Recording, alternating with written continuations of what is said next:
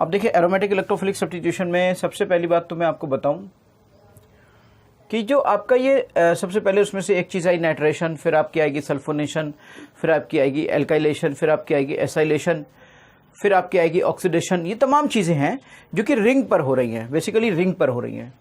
तो हम बात करते हैं रिंग के ऊपर जो होने वाली रिएक्शंस की, और रिंग के ऊपर जो रिएक्शंस होंगी वो होंगी basically aromatic electrophilic substitution reactions.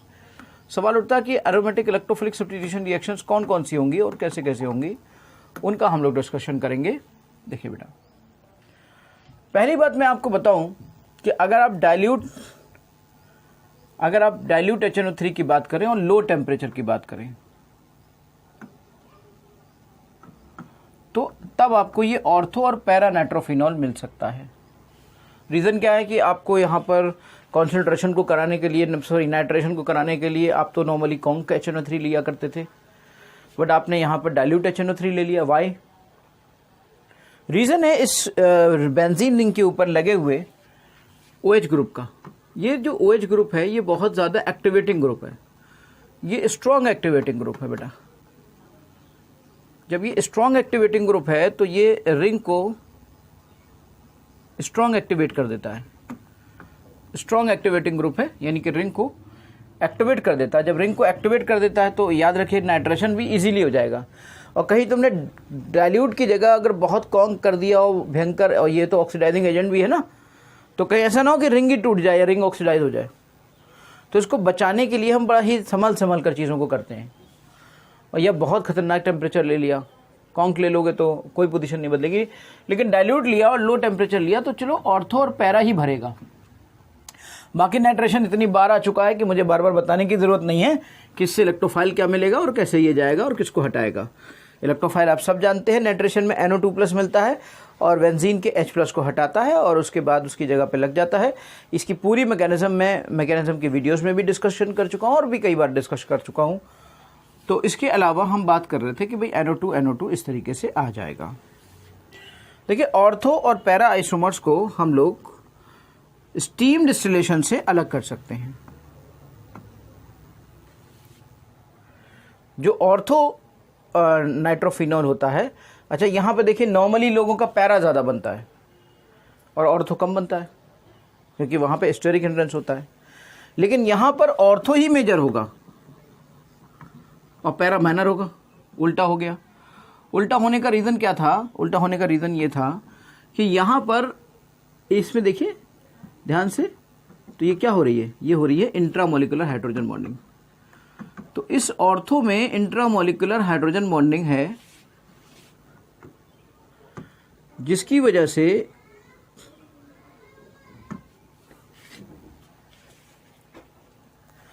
ये ज्यादा वोलेटाइल है। Ortho nitrophenol steam volatile due to the intramolecular hydrogen bonding, लेकिन पैरा नाइट्रोफिन ये ज्यादा कम वोलेटाइल है।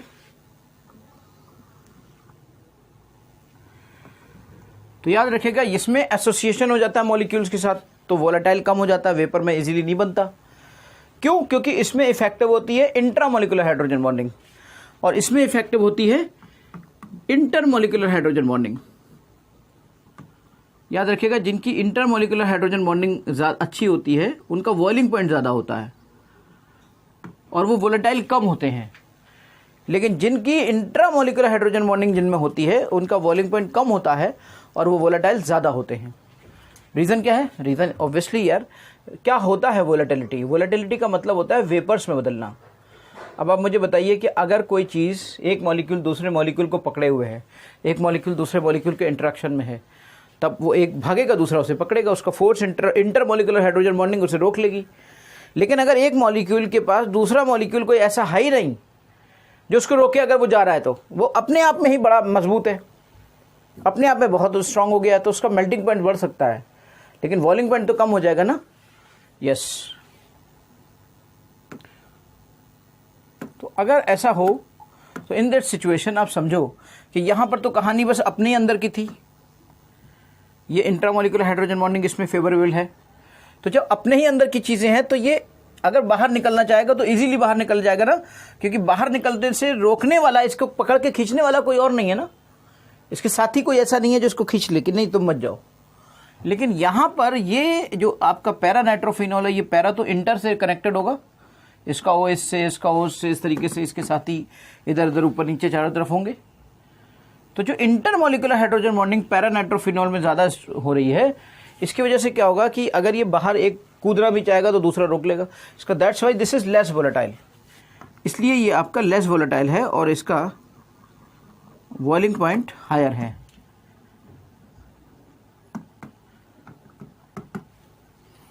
और ये आपका मोर वोलेटाइल है, ये तो खटाक से उसमें बदल रहा है। तो जो चीज़ जल्दी वेपर में बदल जाएगी इसका मतलब उसका बॉइलिंग पॉइंट कम है, तो इसका मतलब लेस बॉइलिंग पॉइंट। यानी इससे मतलब क्या फ़ायदा हुआ कि बॉइलिंग पॉइंट जो इंट्रामोलिकुलर हाइड्रोजन बॉन्डिंग होती है वो एक तरह से वोलेटिलिटी को बढ़ाती है और बॉइलिंग पॉइंट को कम करती है। हाँ, मेल्टिंग पॉइंट ज़रूर उसका फ़ायदेमंद हो सकता है साबित। चलिए, ये तो बात रही इस बात की कि भाई हमने समझा कि अगर ऑर्थो बनेगा तो क्यों होगा, लेकिन हाँ इसमें मेजर कौन होगा, तो मेजर तो ऑर्थो ही होगा और पैरा आपका माइनर होगा। लेकिन किसकी क्वालिटी क्या होगी उनका डिस्कशन भी हम लोगों ने किया। इसके बाद हम लोग समझेंगे कि अगर हम इसमें कॉन्क HNO3 ले लेते तब क्या होता, what will happen if I will take conc HNO3। देखो, अगर कॉन्क HNO3 ले रहे हो ना तो आप गनीमत करो कि कॉन्क HNO3 ही सिर्फ लेना है, बहुत हाई टेम्परेचर नहीं लेना है। अगर बहुत हाई टेम्परेचर ले लिया तो फिर तो बेटा ये ऑक्सीडाइज हो जाएगा, पूरा रिंग ही ऑक्सीडाइज हो जाएगा। तो कॉन्क HNO3 लेना है और बहुत हाई रिएक्शन नहीं लेनी है, बिल्कुल नॉर्मल टेम्परेचर रखना है, बहुत नॉर्मल टेम्परेचर लेना है हमें, बहुत हाई टेम्परेचर नहीं लेना है। तब हमारा कोई भी, देखिए कहाँ कहाँ पॉसिबिलिटी थी, ऑर्थो, मेटा, पैरा और ऑर्थो। अब देखिए, और ये मेटा, भाई आप सब जानते हो मेटा पे तो जा नहीं सकता, इलेक्ट्रोफाइल है, क्योंकि रिंग इलेक्ट्रॉन डेंसिटी कहाँ बढ़ा रहा है, इलेक्ट्रॉन डेंसिटी ये जो कहाँ बढ़ा रहा है, ये कहाँ बढ़ा रहा है और कैसे बढ़ा रहा है, पूरा एक्सप्लेन कर चुका हूँ मैं कि ये कहाँ बढ़ा रहा है और क्यों बढ़ा रहा है। ये सिर्फ ऑर्थो और पैरा पे इलेक्ट्रॉन डेंसिटी को बढ़ाता है। क्यों बढ़ाता है? क्योंकि जब आप रेजोनेंस कराते हो इलेक्ट्रॉन डेंसिटी का कराते हो तो नेगेटिव साइन आप देखना रेजोनेंस के दौरान कि ऑर्थो पर आता है या पैरा पर आता है। तो रेजोनेंस का इफेक्ट ऑर्थो या पैरा पे होता है, मेटा पर रेजोनेंस का इफेक्ट नहीं आ रहा है।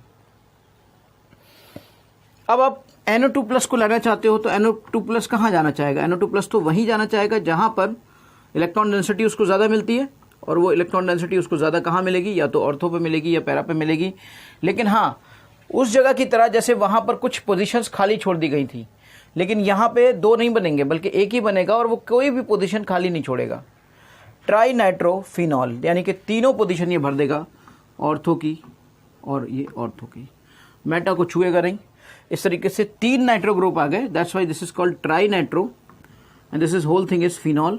सो tri nitrophenol and the common name is picric acid. बहुत ही फ्रीक्वेंटली आस्क्ड क्वेश्चन है, फ्रीक्वेंटली आस्क्ड क्वेश्चन है बेटा, बहुत बार पूछा गया है कि पिक्रिक एसिड कैसे बनाया जाता है, how the picric acid formed, और उसमें क्या कंडीशन होती है, किस तरीके से लिया जाता है।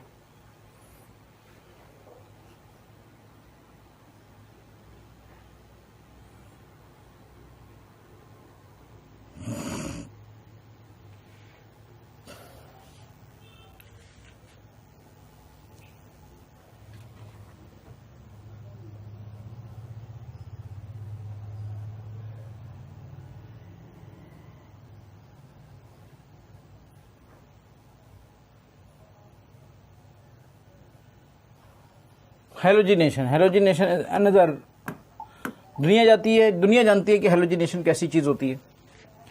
हेलोजिनेशन आप सब जानते हैं कि हेलोजिनेशन एक इलेक्ट्रोफिलिक सब्स्टिट्यूशन रिएक्शन होती है। Br2+ यहाँ पर होता है और ये बहुत ही highly oxidised, highly activating group है, एक्टिवेटेड मॉलिक्यूल है। एक्टिवेटिंग का मतलब क्या है? इलेक्ट्रॉन डेंसिटी बढ़ जाती है काफ़ी ज़्यादा, है ना, इलेक्ट्रॉन डेंसिटी काफ़ी ज़्यादा बढ़ जाती है, इसका +R बहुत अच्छा होता है। तो बेटा अगर आप इसमें सिंपली Br2 ले लो तो कोई पोजीशन नहीं छोड़ेगा। ये देखिए, when the reaction is carried out in solvents of low polarity, solvents ऐसे हों जिसमें कि लो पोलैरिटी हो, जैसे कि CsH2 या CHCl3 लो पोलैरिटी के हैं और लो टेम्परेचर पे हो, तो मोनो हेलो डेरिवेटिव या मोनो ब्रोमोफिनॉल बनता है, यानी कि एक ब्रोमो आता है, चाहे वो ऑर्थो पे आए चाहे वो पैरा पे आए। रीज़न इससे मिलेगा क्या? मिलेगा तो Br+ ही ना, तो इलेक्ट्रोफिलिक सब्स्टिट्यूशन होगी और अगर इलेक्ट्रोफिलिक सब्स्टिट्यूशन रिएक्शन हो रही है तो in that situation, electrophilic substitution reaction हो रही है तो इन दैट सिचुएशन होगा क्या, इन दैट सिचुएशन होगा ये कि आपका, इन दैट सिचुएशन आपका ये होगा कि ये ऑर्थो पोजीशन पर और ये आपकी पैरा पोजीशन है, this is your ortho position. तो ortho position is covered by B R and B R, और para position is covered by B R. हम सब जानते हैं कि पैरा पर मेजर बनता है और इस पे माइनर बनता है, एक्सेप्ट ऑर्थो नाइट्रोफिनॉल जो कि मेजर बना था और वो माइनर बना था, राइट।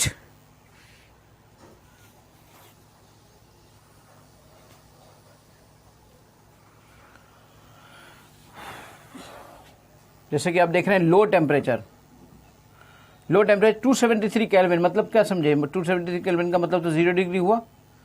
0 डिग्री कहीं लिखा हो, कहीं 2 डिग्री लिखा हो, कहीं 3 डिग्री लिखा हो, कहीं 4 डिग्री या 5 डिग्री तक लिखा हो तो चलेगा। 0 डिग्री से 5 डिग्री तक भी अगर होता है और कहीं पे ऐसे लिखा है तो चलेगा। 0 डिग्री केल्विन मतलब बिल्कुल ही ठंडे में, है ना, बहुत ही उससे अगर Br2 CH2 के अंदर तो ये करता है, तो ये तीनों पोजीशन को करता है। लेकिन अगर कहीं ऐसा हुआ कि आप FeBr3 का यूज करें,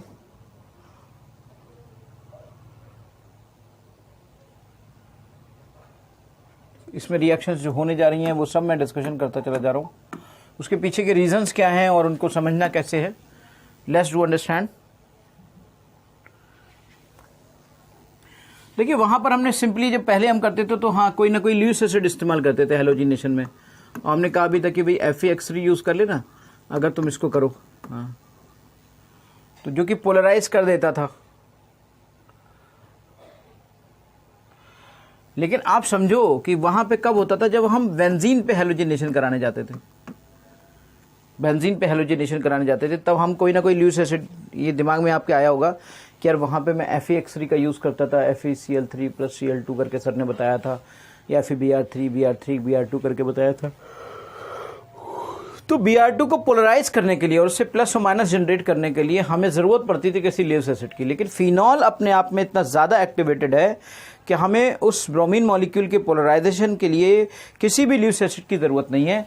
इन एब्सेंस ऑफ ल्यूइस एसिड भी हम इस चीज का डिस्कशन कर सकते हैं। In case of phenol the polarisation of bromine molecule takes place even in the high case of, देखो ये जो अब ये खास बातें हैं, highly activating effect of OH group attach to the highly activating, बार बार एक ही बात आ रही है, हाईली एक्टिवेटिंग। अभी अभी देखेंगे आप, इसी एक्टिवेटिंग ग्रुप की वजह से अगर मैं थोड़ा सा CONK HNO3 या कोई अच्छा स्ट्रॉन्ग ऑक्सीडाइजिंग एजेंट ले लूं और हाई टेम्परेचर लगा दूं तो मेरा जो फिनॉल है वो ऑक्सीडाइज हो जाएगा।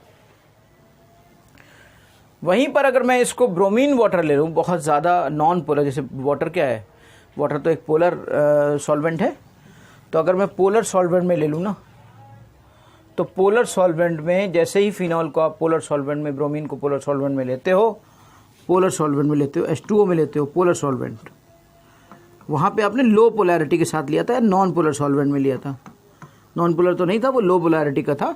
यहाँ पे पोलैरिटी अच्छी है, हाई पोलैरिटी है। अगर तुम हाई पोलैरिटी के सॉल्वेंट में लेते हो तो ये फिर ऑर्थो पोजीशन या पैरा पोजीशन कोई सी भी नहीं छोड़ता है, तीनों ही पोजीशन पे आ जाता है, ऑर्थो पैरा तीनों बन जाते हैं और ये बन जाता है आपका 2,4,6 ट्राइमोर्मो। देखो जहाँ से ये जुड़ा है तो इसको तो हम पहली पोजीशन देंगे, तो ये 2, ये 3, ये 4, ये 5, ये 6, 2,4,6 ट्राइब्रोमोफिनॉल। ट्राइब्रोमोफिनॉल ट्राइब्रोमोफिनॉल बेटा एक पीपीटी के फॉर्म में अलग होता है और ये एक हमें वाइट पीपीटी मिलती है। इस चीज़ को आपको और गौर करना है कि वाइट पीपीटी के फॉर्म में मिलता है tribromophenol. We are going to discuss tribromophenyl phenol, और ये ट्राइब्रोमोफिनॉल हमारा वाइट पीपीटी के फॉर्म में हमें मिलता है। वाइट पीपीटी बहुत ही ज़बरदस्त इसकी मिलती है, ठीक है।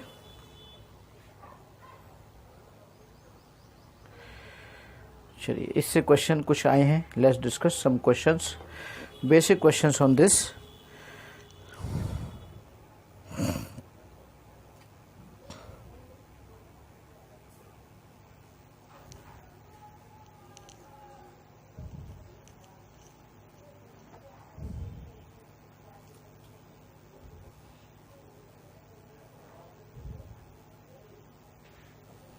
इससे पहले कि हम कुछ क्वेश्चंस करें और कोलवे की इलेक्ट्रोलिसिस करें, हमने अभी तक जो डिस्कशन किया उनमें एक रिएक्शन हमारी छूट रही है, सल्फोनेशन वाली।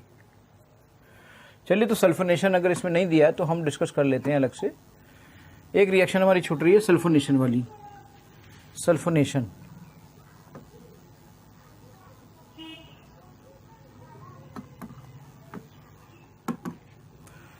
अगर आपका ये फिनॉल है और ये एक्टिवेट कर रहा है और आप कॉन्क H2SO4 यूज कर रहे हो,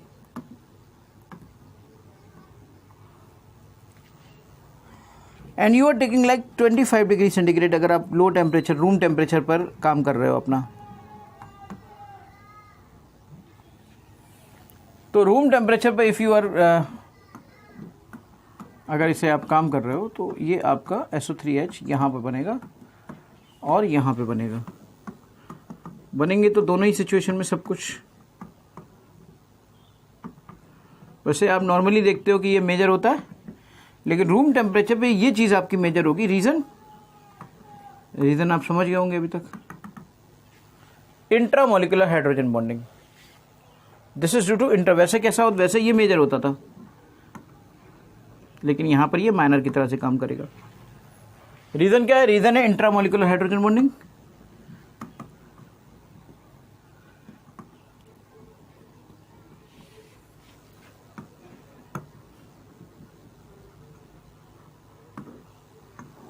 रीजन है इंट्रामोलिकुलर हाइड्रोजन बॉन्डिंग। रीजन है इंट्रामोलिकुलर हाइड्रोजन बॉन्डिंग। ठीक है,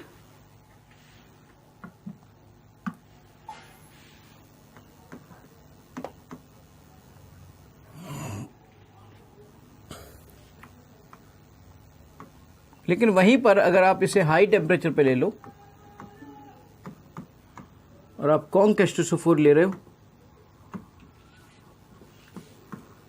and you are using 100 degree centigrade, मान लीजिए आपने 100 डिग्री सेंटीग्रेड यूज कर लिया, हाई टेम्परेचर ले लिया, बॉइलिंग पॉइंट पे ले लिया, तो यहां पर भी ऑर्थो और पैरा दोनों बनेंगे।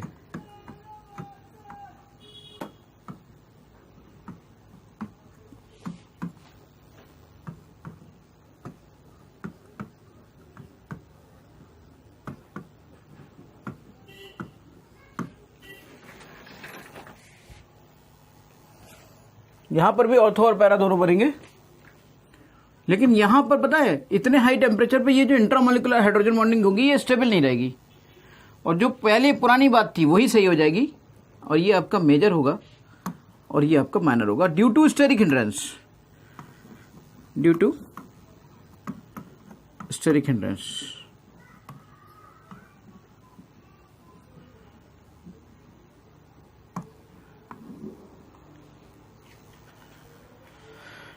अब एक बड़ी पते की बात बताता हूं। कभी कदार कहीं पर कोई ऐसी रिएक्शन आपको मिल जाए कि दो वर्ड यूज किए जाते हैं कि कोई रिएक्शन थर्मोडायनेमिकली कंट्रोल्ड है या काइनेटिकली कंट्रोल्ड है। याद रखिएगा, अगर किसी का मेजर या minor product according to electronic factor हो, लाइक पोलैरिटी की वजह से हो, किसी प्लस आई माइनस आई इसकी वजह से हो, या हाइड्रोजन बॉन्डिंग की वजह से हो, तो वो कहलाता है kinetically controlled product. Kinetically controlled product. और जब भी कभी कोई रिएक्शन में उसका major product according to steric hindrance हो, स्टेरिक फैक्टर हो, वो कहलाती है thermodynamically controlled reaction. So this is basically thermodynamically controlled reaction.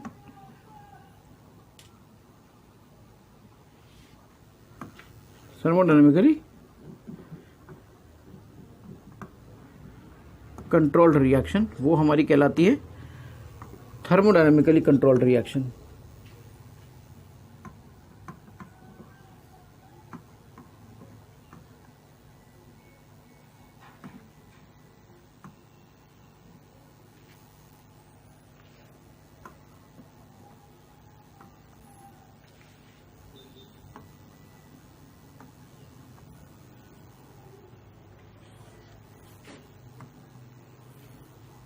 अब समझो यहां पर थर्मोडायनेमिकली कंट्रोल्ड रिएक्शन और काइनेटिकली कंट्रोल्ड रिएक्शन।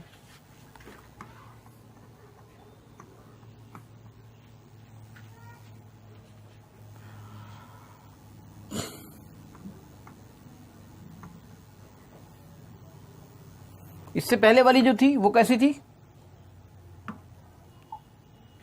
ये वाली, ये कैसे होगा, ये इसमें इलेक्ट्रॉनिक हाइड्रोजन बॉन्डिंग है, तो इसे क्या कहेंगे, kinetically controlled reaction.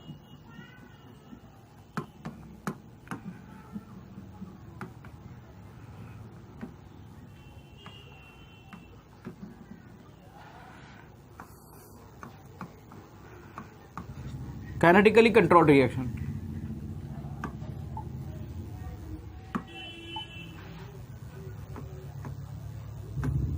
This was basically sulphonation. इस तरह से हमने इलेक्ट्रोफिलिक सब्स्टिट्यूशन के बारे में काफ़ी हद तक समझा कि कौन कौन से इलेक्ट्रोफिलिक सब्स्टिट्यूशन रिएक्शंस यहाँ पे आ सकते हैं। अब हम समझते हैं कुछ ऐसे रिएक्शंस के बारे में जो कि बिल्कुल डिफरेंट है, जैसे कि इसमें अलग अलग रिएक्शंस का डिस्कशन दिया है। लाइक इसमें एक रिएक्शन दिया हमारे सामने, अभी मैं देख रहा था कि पहले कुछ क्वेश्चंस कर लेते हैं, फिर कोल्बे की रिएक्शंस के बारे में यहाँ पे बात की गई है, फिर हम इसमें कोल्बे की रिएक्शन की बात करेंगे।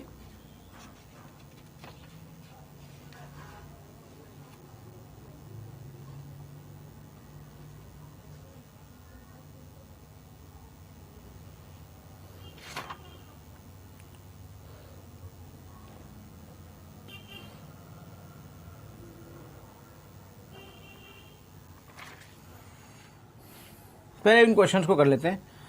Right the structures of the major product expected from the following reactions. Mononitration of tri three methyl phenol.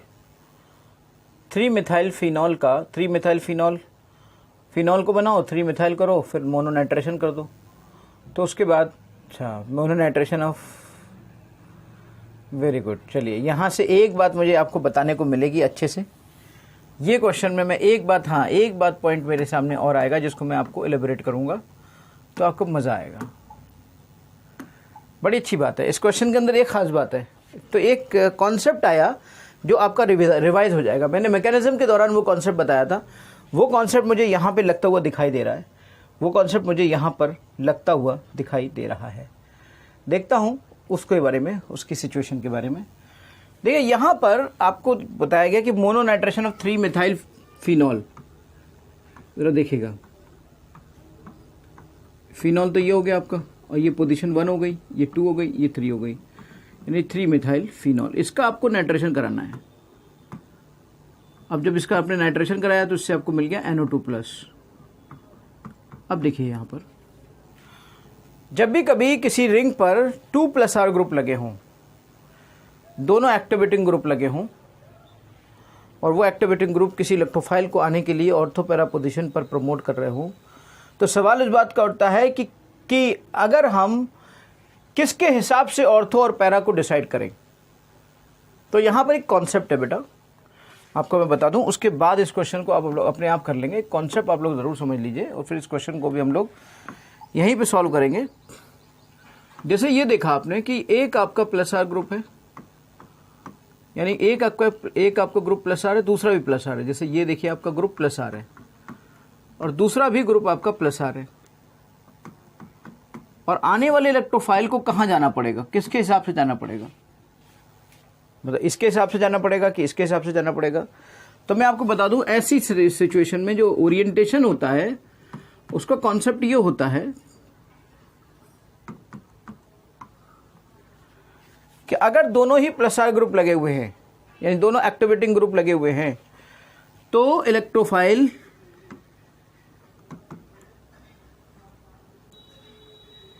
will move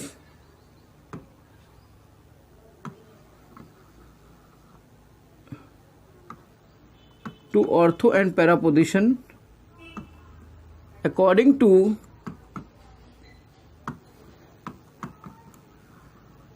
strong +R। तो स्ट्रॉन्ग +R के हिसाब से, यानी स्ट्रॉन्ग एक्टिवेटिंग ग्रुप के हिसाब से, स्ट्रॉन्ग +R ग्रुप या स्ट्रॉन्ग एक्टिवेटिंग ग्रुप, अगर दो एक्टिवेटिंग ग्रुप हैं तो दोनों में से स्ट्रॉन्ग जो एक्टिवेटिंग ग्रुप है उसके हिसाब से इलेक्ट्रोफाइल आएगा। अब इन्होंने ये बताया कि भाई यहाँ पे मोनो नाइट्रेशन करा रहे हैं हम, तो यानी NO2+ आएगा इलेक्ट्रोफाइल। तो किसके हिसाब से जाएगा जरा बताओ मुझे, इसके हिसाब से जाएगा, इसके हिसाब से जाएगा। अब सवाल उठा कि यार इसके हिसाब से जाएगा तो ये तो ऑर्थो पोजीशन ये भी है, ऑर्थो पोजीशन ये भी है, पैरा पोजीशन ये भी है, यानी इसके हिसाब से ऑर्थो ये है, ये है, तो यहां पे तो जाएगा ही जाएगा। अब सवाल उठा कि यहां जाएगा या यहां जाएगा। याद रखना कि अगर कोई भी इनकमिंग ग्रुप है वो स्टेरिक हिंड्रेंस की वजह से बीच में नहीं जाना चाहता दो ग्रुप के, क्योंकि बीच में जाएगा तो उसे स्टेरिक हिंड्रेंस का सामना करना पड़ेगा। अब ऑर्थोस के पास दो थे, या तो वो इधर से जाता या वो इधर से जाता, तो वो पसंद करेगा इधर से जाना। यानी फाइनली आपका एक अच्छा क्वेश्चन आपको यहां से मिला, एग्जाम में आने के चांसेस बहुत ज़्यादा इस तरह के क्वेश्चन के। और इस तरीके से ये 2 पॉइंट यहां पर हमें, ये या तो ये होगा या फिर ये होगा।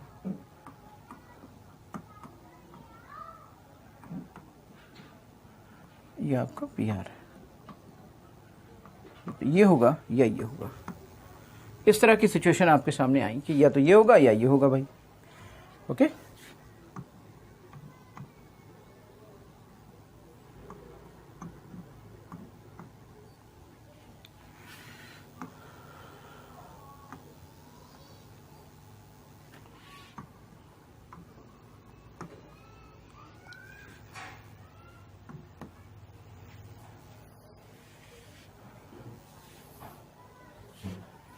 ओरिएंटेशन आपका इलेक्ट्रोफाइल का या तो ऑर्थो पे जाएगा या पैरा पे जाएगा। और मैंने आपको बता दिया कि अगर दोनों स्ट्रांग हुए तो एक जो स्ट्रांगर होगा, दोनों प्लस एक्टिवेटिंग हुए तो जो स्ट्रांग एक्टिवेटिंग होगा उसके हिसाब से जाएगा। दूसरा पॉइंट फिर से रिवाइज करा दे रहा हूं, if both groups are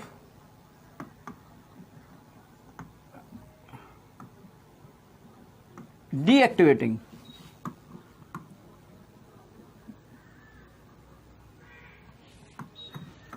then orientation will be according to orientation of group, आने वाले ग्रुप की direction, orientation of group according to will be according to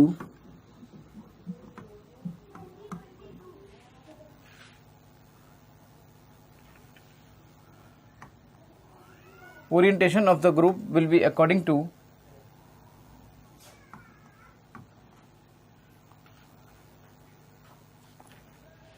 orientation of the group will be according to weak deactivating group.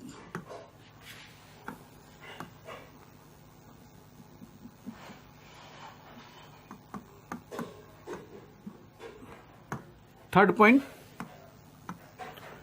if one group is activating, other group is deactivating, two groups हैं दोनों में से, इनमें से if one group is activating and other group is deactivating,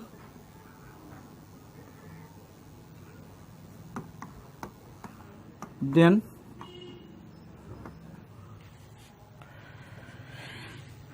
if one group is activating, other group is deactivating, then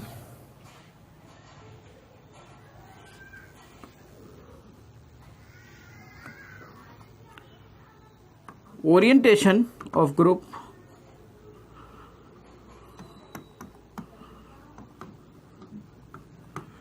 will be according to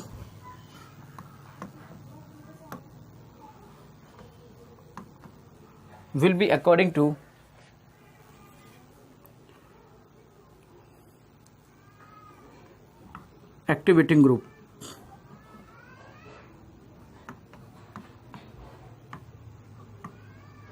तब जो होगा वो आपका एक्टिवेटिंग ग्रुप के साथ will be according to activating group, तब activating group के साथ वो जुड़ेगा। ठीक है,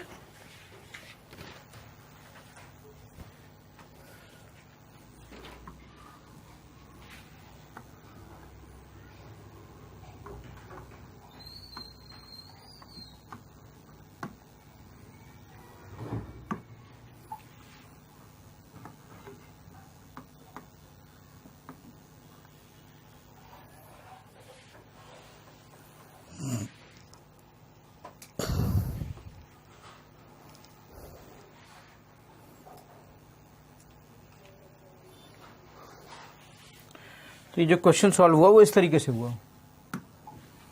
चलिए, डाइनाइट्रेशन ऑफ 3 मिथाइल फिनॉल। डाइनाइट्रेशन में तो आप जानते ही हो कि दोनों एक जगह पे आ जाएंगे, है ना, उसी ऑर्थो पैरा पे आएंगे, यहाँ पे नहीं आएंगे। Yes. Mononitration of phenyl methanoate.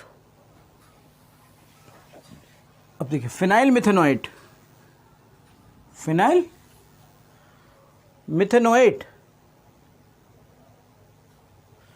Phenyl methanoate बनाओ तो पहले। अभी वही कॉन्सेप्ट आ रहा है जिसको अभी मैंने बताया था। पेन तो लो भाई। फिनाइल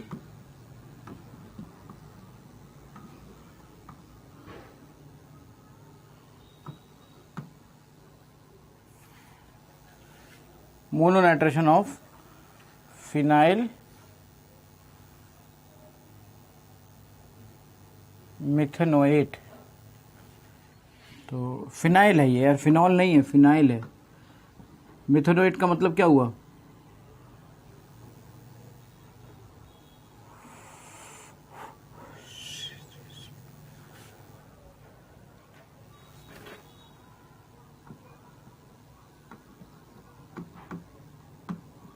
इथेनोएट,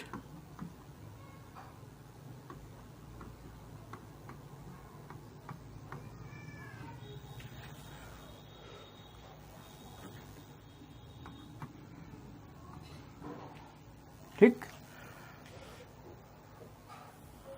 फिनाइल मिथेनोएट, हाँ,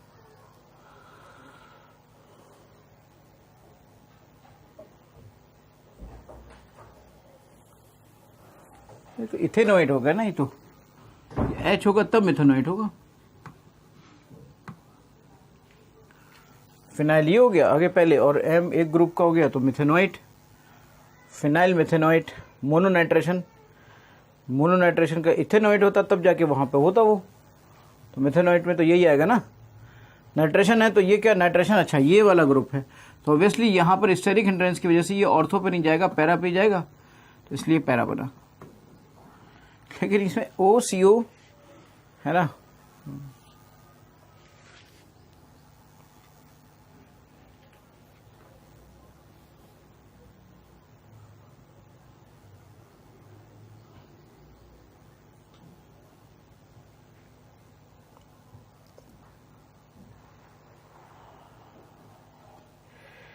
now discuss Kolbe's electrolysis. Kolbe's reaction, electrolysis नहीं, इलेक्ट्रोलिसिस अलग चीज होती है और रिएक्शन अलग चीज होती है।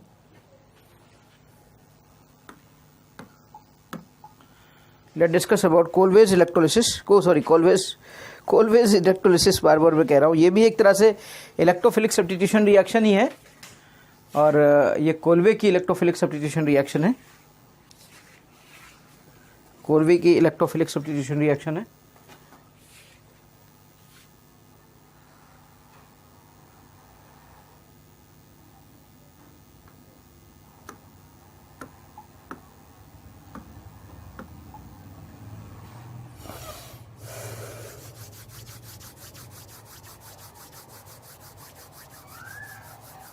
कोलवे की रिएक्शन इसके बाद डिस्कस करेंगे, कुछ और रिएक्शंस भी डिस्कस करेंगे, ठीक है ना बेटा। इससे थोड़ा सा अब इस लेक्चर को यहीं पर ओवर करते